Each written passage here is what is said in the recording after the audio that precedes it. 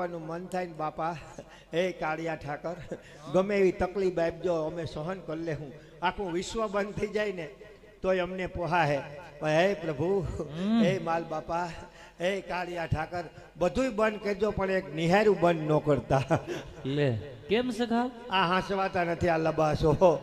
લોકડાઉનમાં મેણ કેવરાવ્યા હતા, હાવ ગરા સુધી આવી ગયા. સખા ઉભો રે ઉભો રે. સખા લોકડાઉન પહેલા આપણે ગમે એ ગામમાં કાર્યક્રમ આપવા જતા, હા તો સખા ગમે એ ગામમાં જઈ અને શિક્ષકોના કેમ બહુ અવગુણ ગાયા તે? અવગુણ નો ગાતો, હું તો ખાલી વાત કરતો.